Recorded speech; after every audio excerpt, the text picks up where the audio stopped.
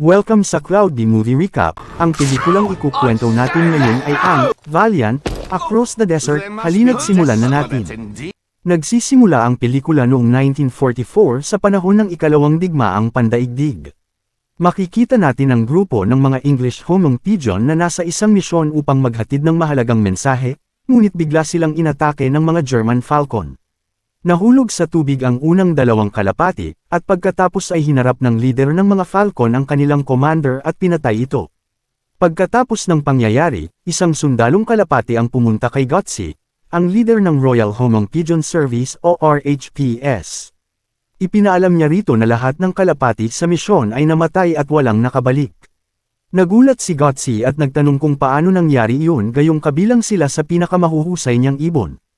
Humingi ng paumanhin ang sundalo at sinabing isa lamang siyang tagapaghatid ng balita at hindi niya alam ang tunay na dahilan. Dahil dito, sinabi ni Gutsy na kung hindi sila agad makakahanap ng bagong recruits, tuluyan nang mawawala ang kanilang serbisyo. Kaya gumawa sila ng advertisement sa TV upang hikayatin ang ibang kalapati na sumali sa Royal Pigeon Service. Isang maliit na kalapati na nagngangalang Valiant ang nakakita ng advertisement at agad na namangha rito. Gustong-gusto niyang sumali sa serbisyo sa lalong madaling panahon. Pumunta siya kay Felix, ang may-ari ng restaurant na kanyang tinitirhan, at sinabi niyang nais niyang sumali sa digmaan. Ikinwento ni Felix na noong bata pa siya ay naglingkod siya sa France kasama ang Seagull Service, at kung hindi lamang dahil sa sugat sa kanyang paa at shrapnel sa kanyang likod ay nasa digmaan pa rin sana siya hanggang ngayon. Iginiit ni Valiant na siya ang tamang ibon para sa trabaho at taglay niya ang lahat ng kailangan. Sumagot si Felix, hindi sa laki ng pakpak na susukat ang isang bayani, kundi sa tapang ng puso. Makalipas ang ilang sandali, dumating si Commander Gutsy kasama ang dalawang sundalo at nagpakitang gilas sa paglipad sa labas ng restaurant. Namangha si Valiant at ang lahat ng customer sa kanilang kakayahan. Pagkatapos, pinatuloy sila ni Felix at pinakain ng libre habang nagtatanong tungkol sa sitwasyon sa digmaan. Ngunit sinabi ni Gutsy na classified ang impormasyon at hindi siya maaaring magsalita tungkol dito. Tinanong ni Valiant kung saan maaaring mag-apply sa Royal Service. Tinukso siya ng ibang kalapati dahil bata pa raw siya, ngunit sinabi ni Gutsy na bukas ang pinto para sa matatapang na kalapati at nasa London ang recruitment office. Iniwan niya kay Felix ang ilang recruitment posters bago sila umalis. Pagkatapos nito, lumipat ang eksena sa headquarters ng mga German Falcon. Makikita rito sina Underlang at Colville, ang mga tauhan ni General Von Talon. Ipinakita nila kay Von Talon ang nahuling kalapati na si Mercury mula sa Royal Service. Sinabi ni Mercury na ayon sa Geneva Convention at bilang isang opisyal ay dapat siyang tretuhin bilang prisoner of war. Ngunit ngumiti lamang si Von Talon at sinabing aalagaan nila siya ng mabuti bago ipinakulong sa hall. Tinanong ni Mercury kung kumakain ba siya ng kalapati, ngunit sinabi ni Von Talon na vegetarian siya. Pagkatapos ay tinanong niya si Mercury tungkol sa koneksyon nito sa French Resistance. Sinabi ni Mercury na darating ang Royal Service upang iligtas siya, ngunit pinagtawanan lamang siya ni Von Talon at muling pinilit magsalita tungkol sa Resistance. Gayunpaman, tumanggi pa rin si Mercury na magsalita. Samantala, nagpapalam si Valiant sa kanyang ina bago bumiyahe patungong London. Pinipigilan siya ng kanyang ina dahil natatakot itong mapatay siya ng mga Falcon, ngunit sinabi ni Valiant na kailangan niyang tumulong sa kanyang bansa habang may digmaan. Sa huli, pumayag din ang kanyang ina at pinabaunan pa siya ng almusal bago siya umalis. Sa kanyang paglalakbay, nagpaalam din siya kay Felix na nagbigay ng good luck sa kanya. Pagdating niya sa London, nakakita siya ng grupo ng mga kalapati na naglalaro. Isa sa kanila si Bugsy, isang tusong kalapati na nandaraya sa laro upang makuha ang pagkain ng iba. Habang masayang lumilipad si Valiant, bumangga siya sa barrage balloon at bumagsak mismo sa harap ng dalawang kalapati na balak bugbugin si Bugsy. Nagpasalamat si Bugsy kay Valiant at ipinakilala ang sarili. Nang malaman niyang nais ni Valiant sumali sa Royal Service, sinabi niyang hindi siya interesado sa ganoong buhay at mas gusto niyang mamuhay ng malaya. Maya-maya, hinabol muli si Bugsy ng ibang mga kalapati kaya nagtago sila ni Valiant bago nagtungo sa recruitment office. Nang sabihin ni Valiant ang kanyang pangalan, sinabi ng opisyal na wala siya sa listahan. Ngunit nagsinungaling si Bugsy at sinabing malapit na kaibigan ni Commander Gutsy si Valiant. Dahil dito, pinayagan silang mag-sign up. Pagdating nila sa training camp, nakilala ni Valiant sina Tailfeather at Toughwood, pati na rin si Lofty na nagmula raw sa kilalang pamilya ng mga sundalong kalapati. Pagkatapos ay dumating si Sergeant Monty at ipinakilalang siya ang magiging trainer nila sa loob ng 6 na buwan. Sinimulan ni Monty ang matinding training. Sa pilitang pinaliguan si Bugsy kahit ayaw nito, pinutulan sila ng balahibo, binigyan ng helmet, at pinatulog sa isang basurahan na nagsisilbing barracks nila. Samantala, dahil hindi pa rin nagsasalita si Mercury, nagpasya si Von Talon na gamitan siya ng Truth Serum. Kinabukasan, ipinagpatuloy ni Monty ang pagsasanay ng grupo. Nasugatan si Valiant habang lumilipad kaya dinala siya sa nurse na si Victoria. Unti-unti silang naging malapit sa isa't isa. Kalaunan, ipinakita ni Monty sa kanila ang larawan ng Falcon at ipinaliwanag kung gaano ito kabilas at kapanganib. Sinabi niyang kayang abutin ng mga Falcon ang higit 200 miles per hour at nilalaro muna nila ang kanilang biktima bago ito patayin. Dahil dito, natakot ang lahat sa tunay na haharapin nila. Pagkatapos ng training, dumating si Commander Gutsy at sinabi kay Monty na naubos na ang ibang squad sa Belgium kaya ang grupo ni Valiant na lamang ang natitirang pag-asa. Bagamat hindi pa tapos ang kanilang training, inutusan silang maging handa kinabukasan ng alas 6 ng umaga. Kinabukasan, sinabi ni Monty kina Valiant na malaki ang kanilang responsibilidad at kailangan nilang lumaban para sa kanilang bansa at kalayaan. Dagdag pa niya, magiging support wing sila ni Commander Gutsy.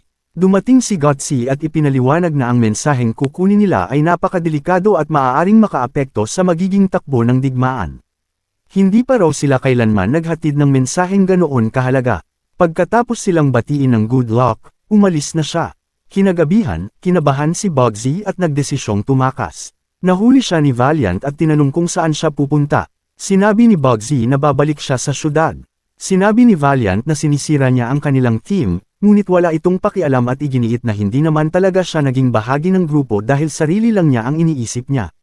Tinanong ni Bugsy kung bakit nananatili pa si Valiant, at sumagot ito ng, dahil tungkulin ko ito. Ikinatwira ni Bugsy na hindi naman nila kasalanan ang digmaan at hindi nila problema iyon. Sa huli, umamin siyang natatakot siya at nakiusap na huwag itong sabihin sa iba. Inamin din ni Valiant na natatakot din siya. Inalok siya ni Bugsy na sabay silang umalis, ngunit tumanggi si Valiant. Nagising ang iba at tinanong kung saan pupunta si Bugsy. Nagpaalam ito at tuluyang lumipad. Kinabukasan, nagsimula na ang kanilang misyon.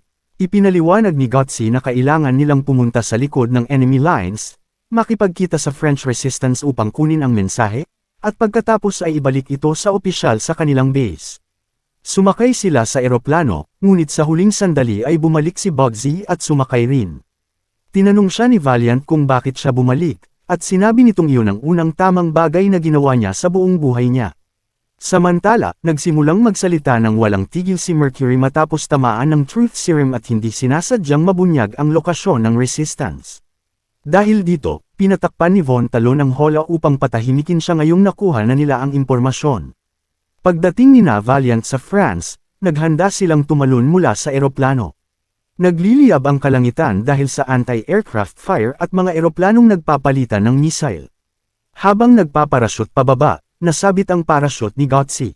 Sinubukan siyang tulungan ni Valiant ngunit inutusan siya ni Gutsy na tumalon at hayaan siyang bahala sa sarili niya. Paglipad ni Valiant, nakita niyang nasusunog ang eroplano at bumagsak ito. Sinabi niya sa iba na hindi nakaligtas si Gutsy. Sinubukan silang palakasin ni Lofty, ngunit sumabog ang eroplano sa kanilang harapan kaya lalo silang natakot at nataranta.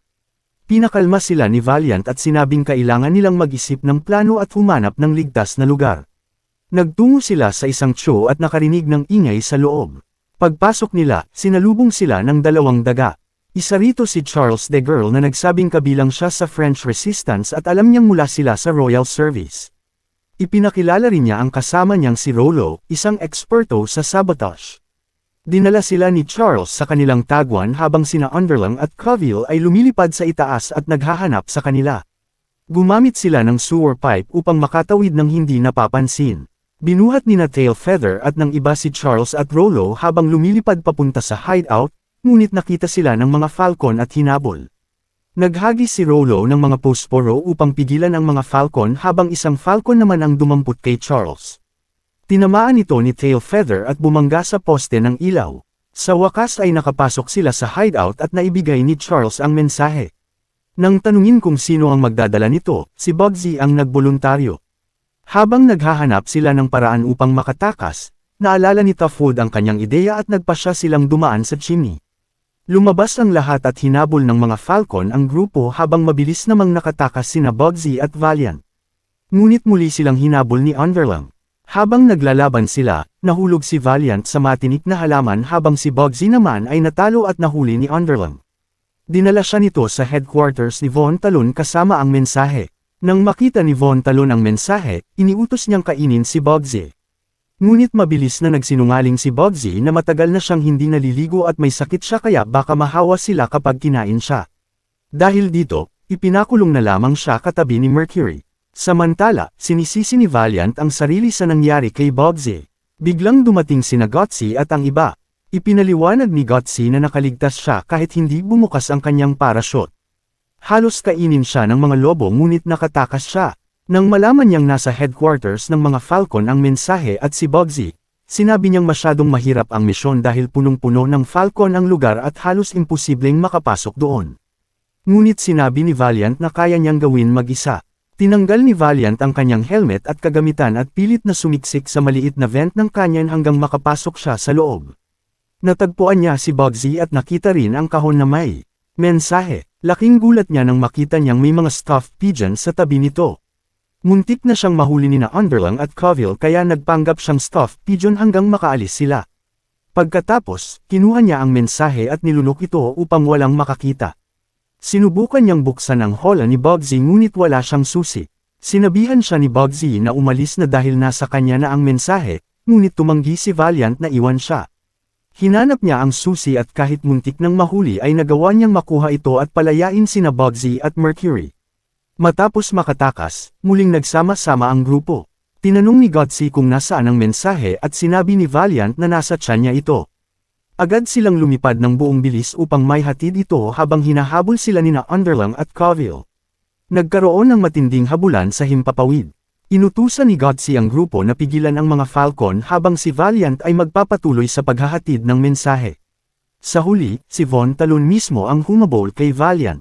Dumaan sila sa barko, tren, at tulay habang pilit na tumatakas si Valiant. Sa wakas ay nakabalik siya sa kanyang bayan kung saan nakita sila ni Felix. Agad nitong binalaan ang lahat nang makita si Von Talon. Nagpatuloy ang habulan hanggang sa maipit ang mga kuko ni Von Talon sa kahoy ng bahay.